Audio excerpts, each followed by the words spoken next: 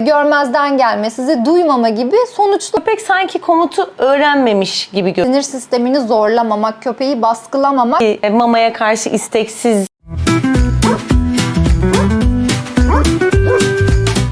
Herkese yeniden merhabalar. Köpeksel meselelere hoş geldiniz. Bu programda her hafta köpekler hakkında doğru bilinen yanlışları, bilimsel altyapılı bilgileri ve daha da önemlisi kendi deneyimlerimizi konuşuyor olacağız. Ben Nilay. Ben de Ece. Burada amacımız doğruları konuşmak, farklı fikir ayrılıklarını göstermek.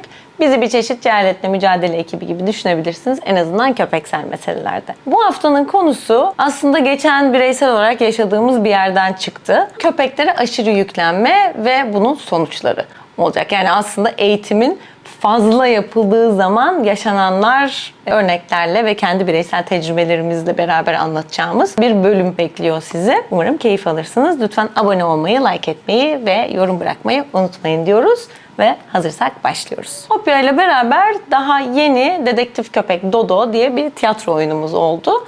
Ve tabii ki bunun güzel uzun bir prova süreci vardı. Daha sonra premier günü geldi ve o hafta, yani premier gününden önceki hafta çok fazla çalışıldığı için, ne kadar söylemiş olsam da, Opya'nın yorgunluğu aslına bakılırsa bir motivasyon düşüklüğüyle kendini sahnede gösterdi. Tabii çok güzel geçti, çok keyif alındı ama bunu biz, ben sahibi olarak, Nilay'da en yakın izleyicisi olarak çok net bir şekilde görebildik. Normalde yaptığı hareketleri aynı hızda yapmadığı, bir sıkılmış bir görüntüsü vardı. Daha çok zıplarken zıplamaya isteksizleşti gibi aslında kendini sahnede gösterdi. Ama bu bizi bu konuya getirdi.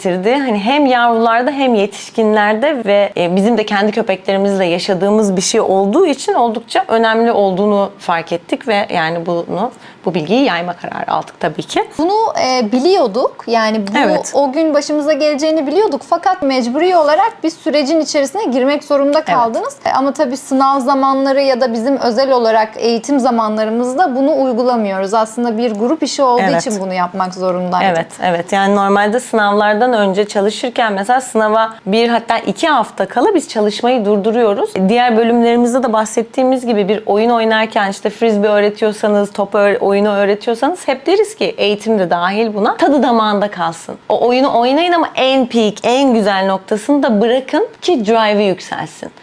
İsteği, oyun güdüsü en top noktada kalsın ve diğer güne sarsın. Hatta diğer gün mümkünse çalışmayın. Birazcık araya vakit koyun. Bunun birçok nedeni var. Yani uyumaların önemi de bunun içine giriyor. Bugün bundan bahsediyor olacağız aslında tam olarak. Yavrularla başlayalım. Dünyaya geldiklerinden itibaren yavruluktan ergenlik süreçlerine kadarki olan süreçte daha çok dünyayı deneyimlemeleri gerekir. Yani onlara itaat olarak ya da bir şeyleri zorla öğretmek anlamında bir yaklaşımda bulunamayız. Tıpkı bebekler gibi aslında. Sadece büyüme süreçleri çok hızlı geliştiği için bunu insanlar olarak kaçırabiliyoruz. Yavrular büyüme sürecindeyken onun zemin farklılıkları, sesler, kokular, dünyayı genel olarak tanıma, cisimleri, objeleri, sıcak, soğuk, aklınıza gelebilecek her şeyi doğru bir şekilde deneyimlemeleri gerekir. Bu süreçlerde de köpeğe aşırı yüklenme demek, sinir sisteminden tutun, bütün uyku düzeni, davranış bozuklukları, her şeyini etkileyebilen bir süreç. Yavrular diyoruz çünkü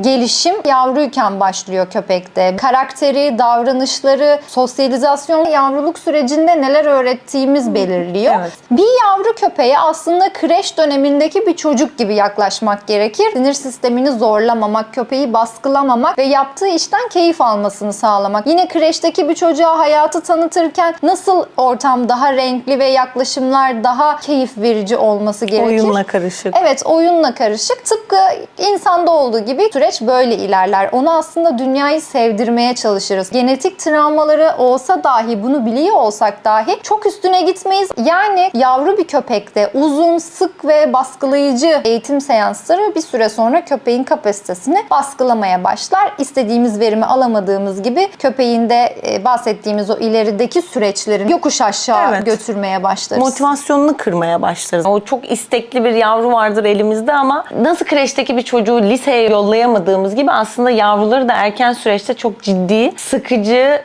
itaat eğitimlerine yollamamamız gerekir. Yani bu çiftlik olsun, evde olsun çok fark etmez. Gelip de net böyle uzun seanslar ve full itaat yapıyorsa bir eğitmen zaten köpek davranışına dair hiçbir şey bilmiyor demektir maalesef. Çünkü o köpekte gerçekten gerçekten uzun vadede çok ciddi problemlere yol açar. Ya genellikle fazla yüklenildiği zaman işte böyle 3 aylık, 5 aylık diyelim ki ciddi bir itaat sürecinden geçtiyse köpek veya geçiyorsa sizin köpeğiniz, öyle bir yer gelir ki köpek sanki komutu öğrenmemiş gibi görünmeye başlar veya yapmakta isteksiz olmaya başlar.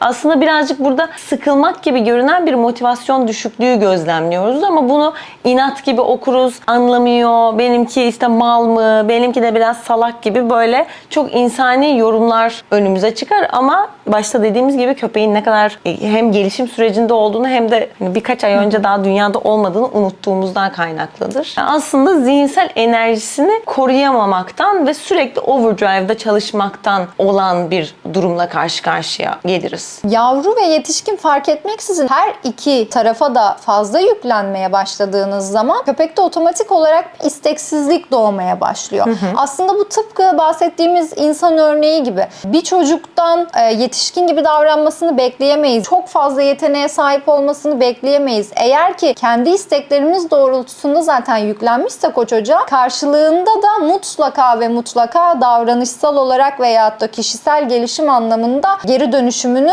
alırız. Köpekte de sistem aynı. Bir köpeğin davranışı yanlış yapması ya da eğitime gitti ama eğitimden sonra bu davranışları tekrarlamıyor, yapmıyor, uyum sağlamıyor gibi söylemlerle karşılaştığımızda bunun temeli bu olabilir. Yani çok bilen köpek her zaman bir şeyi en iyi uygulayan köpek anlamına gelmez maalesef.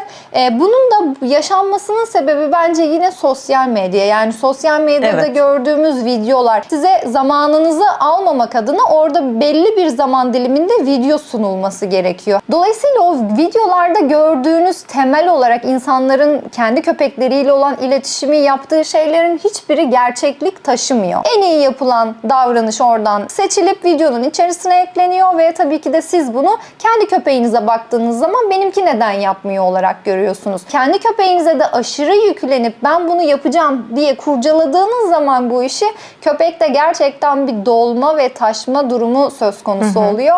Sonuçları da size zaten itaatsizlik, sizi görmezden gelme, sizi duymama gibi sonuçlarla açığa çıkmaya başlıyor. Evet, her gün bir şey öğretmeye çalışmak, zaten bir şeyi tam oturtmadan yeni bir şeye geçmek de kesinlikle buranın içine giriyor. Burada olan şey bir köpeğin yavru olsun, yetişkin olsun belli bir eğitim döngüsüne alışmasıdır. Habituation to the training loop dediğimiz bir şeydir. Aslında köpek sürekli aynı şeyi görür. Aynı mekan, aynı ödüller, aynı süre, aynı bitiş gibi böyle çok sıkıcı, kısır bir döngüye girmişsinizdir ve köpek buna normal olarak alışır. Yani bu insanlarda da böyle işler, köpeklerde de böyle işler. Bir süre sonra da köpeğin beyninde bu döngü yeni ve heyecanlı bir şey olmaktan çıkar, otomatikleşir ve ödüle karşı heyecan çok ciddi derecede düşmeye başlar. Bu motivasyon eksikliği, benimki mamaya karşı isteksiz dediğiniz zaman da aslında bununla bağlantılı bir şeyden bahsediyoruz. Tek tip beslenmede bazen köpeklerde bu çok görünebiliyor. Haklı olarak bu arada. Evet. Dışarıdan bakınca bunu işte sıkılmış gibi yorumlarız ama aslında orada olan şey çok doğal bir adaptasyon sürecidir. Yenilik azalınca motivasyon da haliyle düşer. Bunu yeni bir ilişki gibi de düşünebilirsiniz. Yani o honeymoon balayı süreci bittiğinde çiftler birbirine alışmaya başlar ve daha rutin bir hayata düşerler. Yani aslında flooding kavramı devreye giriyor. Bu konuştuğumuz şeyin bir diğer ucu gibi düşünebilirsiniz. Bu ikisi birbirini gerçekten tamamlıyor. Çünkü süreçte yapılan hatanın sıralaması gibi. Yani köpek bir anda döngüye maruz kaldığı zaman hibitasyon geliştiriyor. Aynı döngüye maruz kalıyor. Haliyle köpek bir süre sonra bunun yeni olmadığını fark ediyor. Dolayısıyla da motivasyon artık düşmeye başlıyor bir noktadan sonra. Devam ederseniz eğer tamam okey adapte oldu, yeni bir şey yok. Bu tabii ki gündelik hayatta normal bir şey ve hani tekrar yapın diyoruz ama bu tekrarı yaparken çok üstüne düşüp çok yüklendiğiniz zaman kaçışı olmuyor köpeklerin. Fazla çalıştığımızda nasıl biz işte burnout derler veya fazla yüklenmiş, çok yorgun, isteksiz hissetmeye başlarız. Birazcık buna benziyor. Yani bu flooding mekanizması dokunulmaktan hoşlanmayan köpekleri eldivenle tutmamız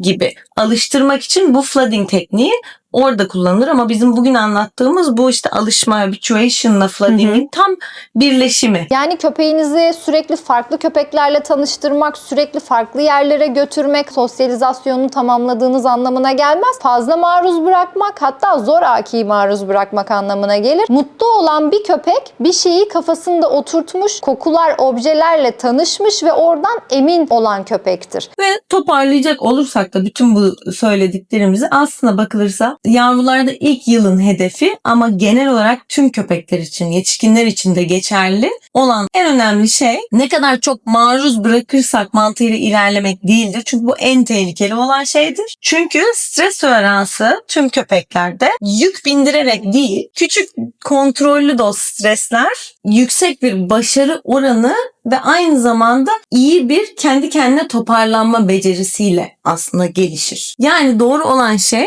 hem yavrularda hem yetişkinlerde bir uyarının içine köpeğinizi boca etmek değildir. Uyaranı yönetilebilir bir seviyeye indirip eğer gerekirse yavruya veya yetişkin köpeğe kontrol hissi vermektir. Yani eğer ki yapmak istemiyorsa veya fazla kaçınır davranışlar gösteriyorsa buna müsaade etmeniz gerekir. Kaçınan köpek de zaten kendisini sizle iletişim kurmak yerine dışarıya yönelmek, her zaman oynadığı şeylerden biraz uzaklaşmak ya da fazla koklanmak ya da sizi tamamen ignore etmek gibi davranışlarla sinyalini verebilir. Yani buradan aslında alınması gereken ve vermeye çalıştığımız mesaj eğitim seanslarını ve genel olarak büyürken gelişim sürecindeki beraber geçirdiğiniz vakitleri kısa ve başarılı tekrarlar üzerine inşa etmeniz gerektiği. Çünkü hiçbir köpeğin çok yoğun bir baskı altında hissedip kaçamayacağını düşünmesini istemiyoruz. Çünkü o zaman köpekle hem aranızdaki ilişki hem güven hem de stres toleransı ciddi anlamda zedelenebilir. Bu aslında değinilmesi gereken önemli bir noktaydı diye düşünüyorum. Çünkü çoğu insanın köpeğim biliyor ama yapmıyor dediği noktada bu kısım devreye giriyor olabilir. Kısacası köpeklerinize yüklenmeyin. Köpeklerinizi biraz da kendi haline bırakın. Bu haftaki bölümün de sonuna geldik. Lütfen yorum yapmayı, like etmeyi ve abone olmayı unutmayın. Bizi izlediğiniz için teşekkür ederiz. Bir sonraki bölümde görüşmek üzere. Hoşçakalın.